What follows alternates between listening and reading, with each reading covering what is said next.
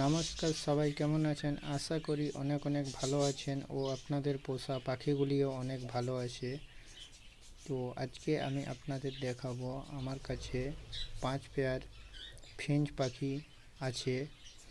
এই পাখিগুলোকে আমি প্রায় 1.5 থেকে 2 মাস হয়ে গেল রেস্টে দিয়ে রেখেছি। এগুলা রেস্টে ছিল, এগুলার vitamin course, calcium course, ক্রেমি course সব শেষ করে আজকে এই পাখিগুলোকে আমি ব্রিডিংয়ে দেব। তো আপনাদেরও দেখাবো।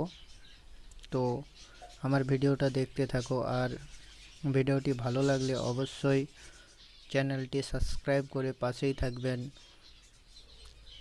আর কিছু জানার থাকলে অবশ্যই আমাকে কমেন্ট করে আপনারা জানতে পারেন।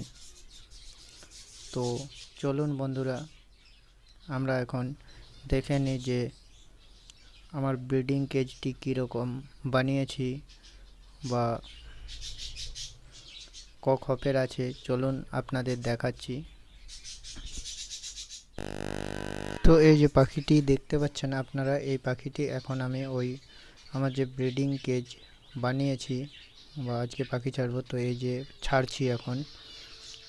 তো এই কেজটি আমার আছে 6টা খপের, 18 বাই 18 বাই 18 করে 6টা খাপ বানিয়েছি। তো এই যে একটি পাখি ছেড়ে দিলাম, আর ও চুপচাপ বসে আছে। তো আমি একাই ভিডিও বানাচ্ছি, এই জন্য আপনাদেরকে দেখাতে পাচ্ছি না যে ধরে আমার ওই সেপারেট কেজে কিভাবে পাখিগুলো ছাড়ছি। তো একটা আপনাদের দেখালাম, তো আর দেখাতে পাচ্ছি না। এই যে দেখুন, আমি সব পাখিগুলোই ছেড়ে দিয়েছি। তো তার আগেই আমি জল, খাবার, ব্রিডিংয়ের ঝুড়ি, নেস্টিং ম্যাটেরিয়ালস সব আমি দিয়ে রেডি করেই তারপরে ছেড়ে দিয়েছি। তো দেখো, এর মধ্যেই ঝুড়ি ওরা ধরে নিয়েছে।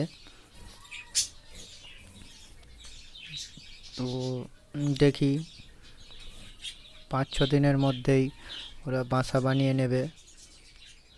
দেখি ব্রিডিংটা কীরকম হয়। জোড়া হয়েছিল আগে, আমি দেখেছি।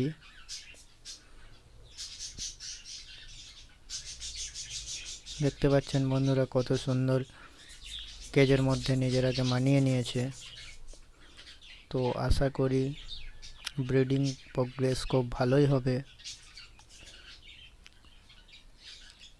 আমি আগেও এইভাবে ব্রিডিং করিয়েছি, তো ওইগুলো আপনাদের সামনে আমি ভিডিও করে দেখাতে পারিনি, তাই আজ ভিডিও করে দেখাচ্ছি। আর আপনারা যে এই 6টি খপের কেজটি দেখতে পাচ্ছেন, এই কেজটি আমি নিজেই বানিয়েছি, কারণ এরকম বড় কেজ আমার এখানে কিনতে পাওয়া যায় না।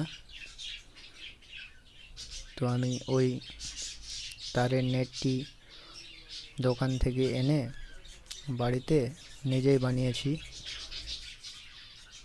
তো যদি আপনাদের এই ভিডিওটি ভালো লাগে অবশ্যই চ্যানেলটি সাবস্ক্রাইব করবে, আর সাবস্ক্রাইব করে পাশে থাকা বেল আইকনটি বাজিয়ে দেবে,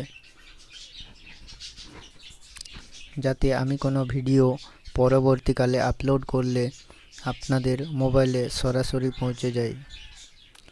তো ভিডিওটি এইখানেই শেষ করছি। আপনারা ভালো থাকবেন, সুস্থ থাকবেন ও আপনাদের পাখিদেরও সুস্থ রাখবেন।